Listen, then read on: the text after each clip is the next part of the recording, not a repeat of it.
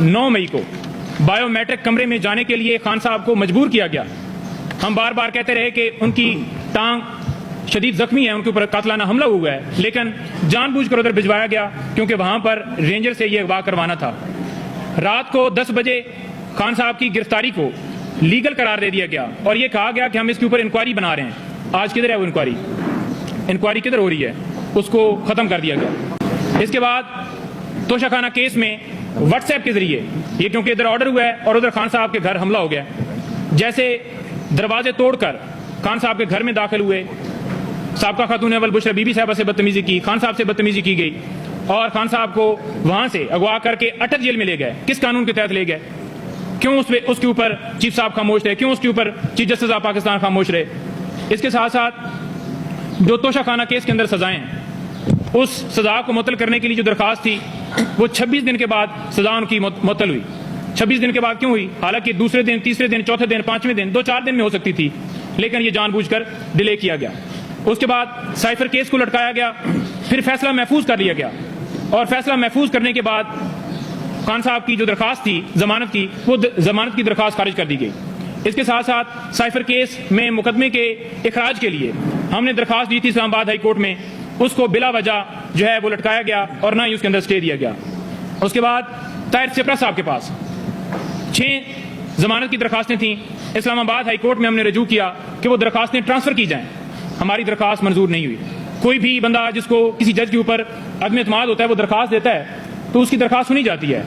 Chief justice of Islamabad high court उनको दरखास्त दी कि आप सारी दरखास्तें अपने पास रखते हैं, लेकिन उनको ये कहा गया कि आप कोई भी इमरान खान साहब का मुकदमा ना सुने, लेकिन फिर भी उन्होंने कहा कि आपकी दरखास्त ये रिजेक्ट की जाती है और मैं तमाम मुकदमे अपने पास सुनूंगा।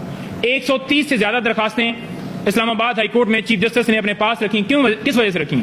इस वजह से रखी क्योंकि दूसरे जजेस वो इस तरह के लेटर लिख रहे थे और कह रहे थे कि हमें धमकाया जा रहा है इदारों की तरफ से, लिहाजा उन्होंने कहा कि मैं अपने पास ही रखूं और इनको लटकाऊं और उनके ऊपर फैसले जो है अपनी मर्जी से दूं।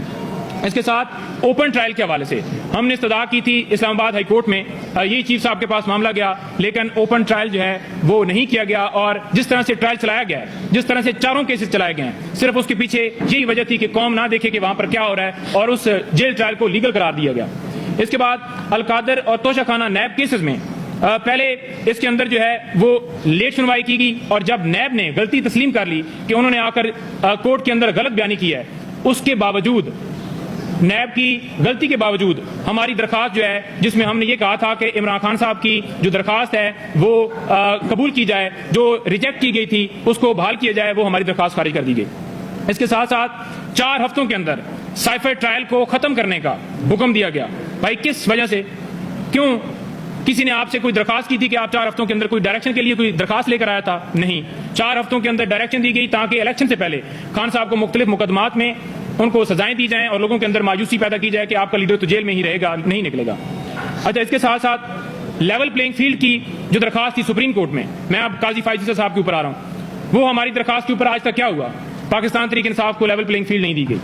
इसके साथ साथ मैं आपके सामने उन तमाम केसेस की डिटेल रखूंगा जो इमरान खान साहब को, उनकी पार्टी को, हमारे वर्कर्स के साथ जिन केसेस के अंदर नाइंसाफियां की गई हैं। नंबर 1, जज जेबा चौधरी केस, इमरान खान साहब के ऊपर तौहीन अदालत का मुकदमा बनाया गया और दूसरी तरफ देखें कि इन जजेस को धमकाया गया, डराया गया, लेकिन उनके खिलाफ कोई तौहीन अदालत की कार्रवाई नहीं है। नंबर 2, वजीराबाद इमरान खान साहब के ऊपर कातलाना हमला हुआ, उनकी कोई FIR दर्ज नहीं हुई, ना ही 100 मोटो लिया गया। उसके लिए हमने जाकर रजू किया, लेकिन उसके बावजूद 100 मोटो नहीं लिया गया।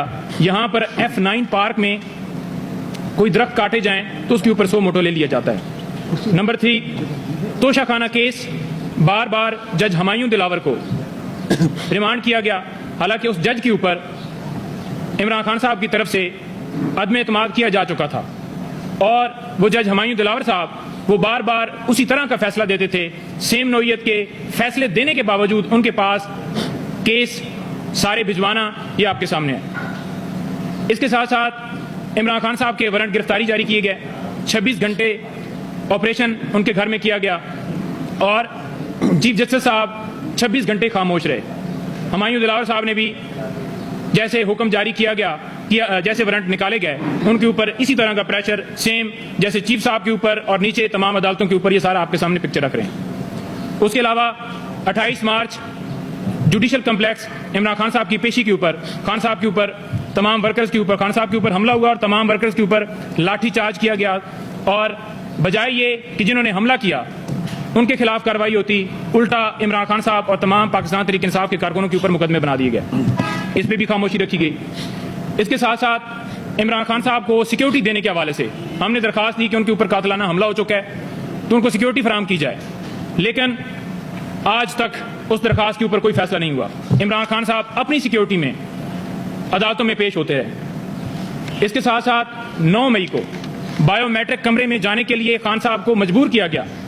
हम बार बार कहते रहे कि उनकी टांग शदीद जख्मी है, उनके ऊपर कातलाना हमला हुआ है, लेकिन जानबूझकर उधर भिजवाया गया क्योंकि वहां पर रेंजर से यह अगवा करवाना था। रात को 10 बजे खान साहब की गिरफ्तारी को लीगल करार दे दिया गया और यह कहा गया कि हम इसके ऊपर इंक्वायरी बना रहे हैं। आज किधर है वो इंक्वायरी किधर हो रही है, उसको खत्म कर दिया गया। इसके बाद तोशाखाना केस में व्हाट्सएप के जरिए ये, क्योंकि इधर ऑर्डर हुआ है और उधर खान साहब के घर हमला हो गया, जैसे दरवाजे तोड़कर खान साहब के घर में दाखिल हुए, साबका खातून अव्वल बुशरा बीबी साहबा से बदतमीजी की, खान साहब से बदतमीजी की गई और खान साहब को वहां से अगवा करके अटक जेल में ले गए। किस कानून के तहत ले गए? क्यों उसके ऊपर चीफ साहब खामोश रहे? क्यों उसके ऊपर चीफ जस्टिस ऑफ पाकिस्तान खामोश रहे?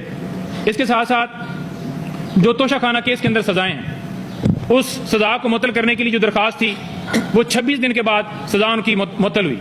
26 दिन के बाद क्यों हुई? हालांकि दूसरे दिन, तीसरे दिन, चौथे दिन, 5वें दिन, 2-4 दिन में हो सकती थी, लेकिन ये जानबूझकर डिले किया गया।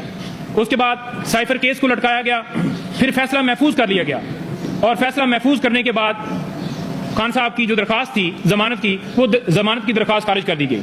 इसके साथ साथ साइफर केस में मुकदमे के इखराज के लिए हमने दरखास्त दी थी इस्लामाबाद हाई कोर्ट में, उसको बिला वजह जो है वो लटकाया गया और ना ही उसके अंदर स्टे दिया गया।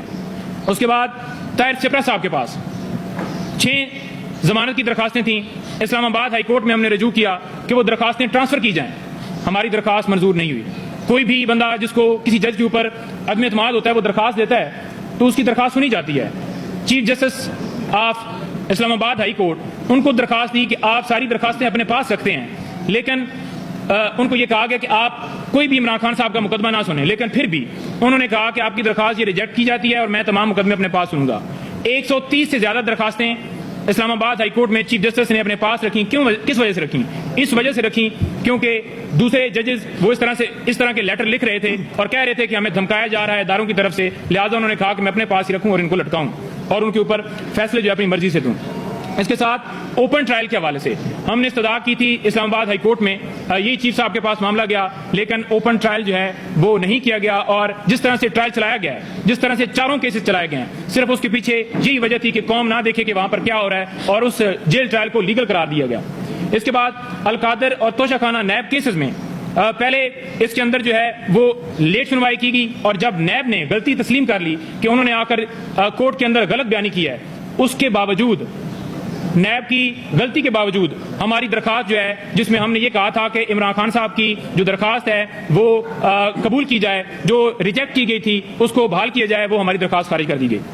इसके साथ साथ 4 हफ्तों के अंदर साइफर ट्रायल को खत्म करने का हुक्म दिया गया। भाई किस वजह से? क्यों? किसी ने आपसे कोई दरखास्त की थी कि आप 4 हफ्तों के अंदर कोई डायरेक्शन के लिए कोई दरखास्त लेकर आया था? नहीं, 4 हफ्तों के अंदर डायरेक्शन दी गई ताकि इलेक्शन से पहले खान साहब को मुख्तलिफ मुकदमात में उनको सजाएं दी जाएं और लोगों के अंदर मायूसी पैदा की जाए कि आपका लीडर तो जेल में ही रहेगा, नहीं निकलेगा। अच्छा, इसके साथ साथ लेवल प्लेइंग फील्ड की जो दरखास्त थी सुप्रीम कोर्ट में, मैं अब काजी फायजी साहब के ऊपर आ रहा हूं, वो हमारी दरखास्त के ऊपर आज तक क्या हुआ? पाकिस्तान तहरीक इंसाफ को लेवल प्लेइंग फील्ड नहीं दी गई। इसके साथ साथ जो नवाज शरीफ हैं उनको किसने एहल करार दिया? सुप्रीम कोर्ट के चीफ जस्टिस साहब ने। और इसके साथ साथ मखसूस नशिस्तें वो किसने छीनी? यही काजी फायजी साहब ने। और इसके साथ साथ बल्ले का निशान वो किसने छीना? यही काजी फायजी साहब ने। सिविलियन का मिलिट्री ट्रायल हो रहा है जी, पहले उसके ऊपर हुक्म इम्तना जारी होता है और फिर हुक्म इम्तना जो है वो खत्म कर दिया जाता है। किसी कानून, किसी आइन के अंदर सिविलियन का मिलिट्री ट्रायल नहीं हो सकता। जब दूसरी अदालतें मौजूद हैं तो फिर क्यों मिलिट्री ट्रायल करवाया जा रहा है? राजा सुल्तान सिकंदर की पुष्ट बनाई कौन कर रहा है? कौन उसको जो है प्रोटेक्शन दे रहा है? क्यों नहीं 90 दिन के अंदर इलेक्शन हुए? क्यों नहीं उसके ऊपर 100 मोटो लिया गया? साइफर के हवाले से जुडिशियल कमीशन बनाने की दरखास्त की गई, क्या हुआ? हमने ये कहा